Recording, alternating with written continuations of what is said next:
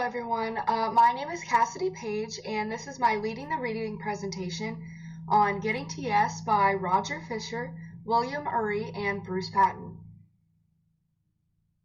Throughout this article, the authors describe the art of negotiation as well as the correct and incorrect ways to do so. The authors begin by discussing three different negotiation techniques. The soft negotiation technique involves avoiding personal conflict and emphasizing the importance of the relationship between negotiators. The second type, the hard negotiation technique, revolves around the basis of extreme positions and pursuing a negotiation with the intent of winning. The final and most successful negotiation strategy, according to the authors, is the principled negotiation method. This tactic allows the negotiator to combine both soft and hard negotiation strategies into a successful middle ground. It can be applied to any situation and works to establish mutual gains for both sides. It does all of this while also setting fair standards independent of the will of either party.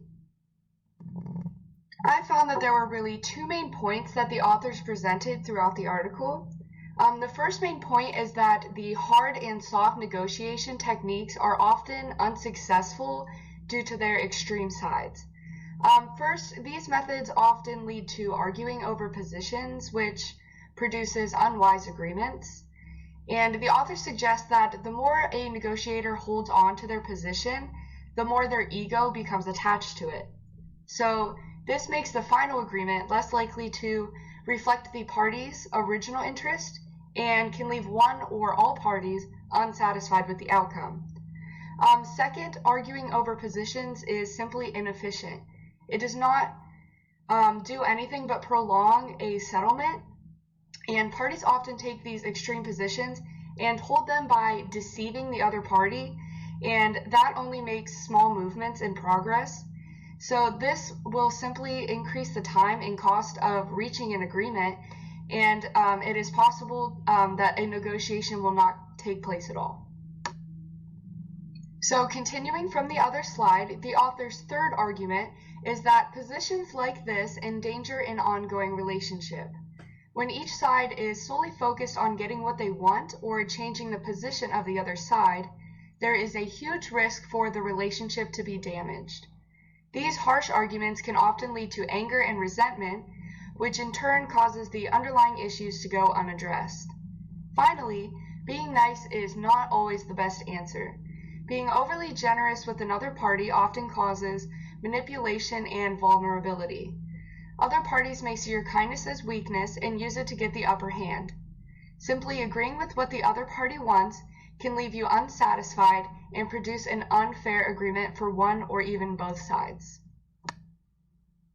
The second main point that the authors presented was that the principled negotiation method is the most successful of the three for the following reasons.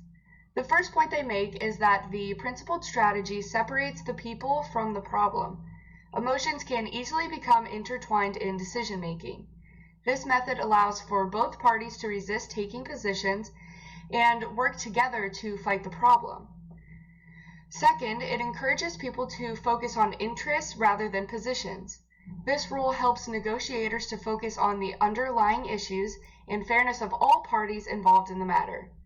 It also helps them to keep their egos and their emotions out of the way, and in the end, everyone is satisfied with the result of the negotiation. Continuing from the previous slide, the author's third point is that this method allows people to invent options for mutual gain. All parties are required to come up with a large range of possible solutions which would benefit both sides. This should be completed before the negotiation even begins so that all parties are prepared with fair ideas. Finally, this method insists that only objective material should be used in negotiation at all times. Both parties must insist that a fair agreement must be met regardless of the will of either side of the issue.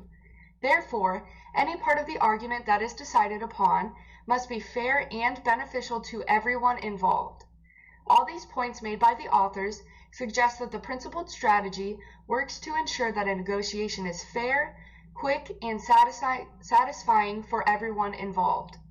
This is why it is the most successful strategy of the three.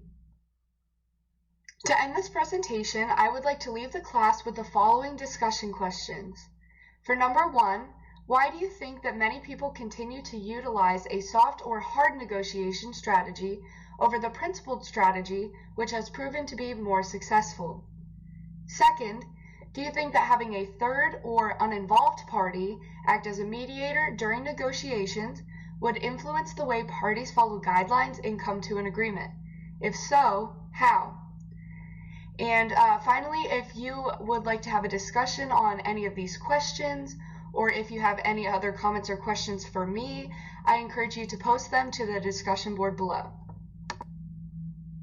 Here is the work I cited for this presentation, and thank you all for watching.